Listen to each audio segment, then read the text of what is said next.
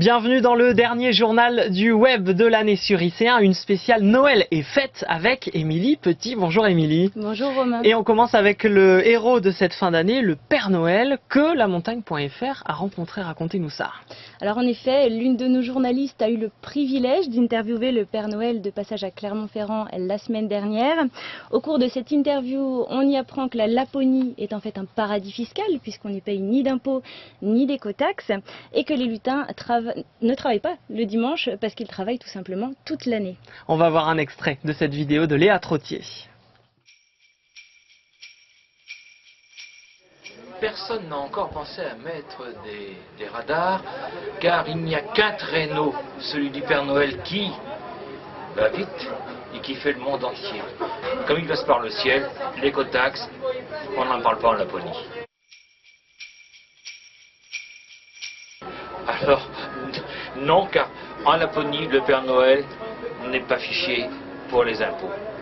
Tout ce qu'il fait, c'est bénévole, donc pas d'impôt là-dessus. Autre déguisement, autre vidéo avec Alf et Homer qui dansent sur la place de Jaude. Eh bien, tout a commencé il y a quelques jours avec une première vidéo qui avait été postée sur YouTube. On y découvrait Alf et Homer dans un fast-food de Jaude. Et puis avant-hier, effectivement, cette vidéo avec nos deux personnages qui dansent place de Jaude, transformés pour l'occasion en dance floor géant. Alors en fait, il s'agit de vidéos promotionnelles pour la radio numérique auvergnate lemixradio.com.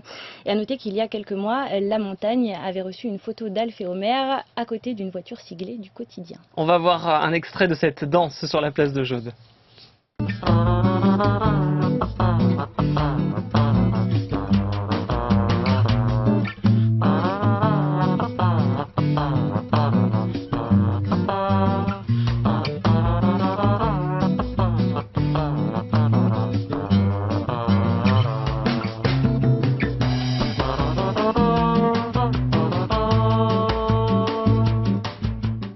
Et en cette fin d'année aussi, beaucoup de photos du Puy-de-Dôme sur Internet.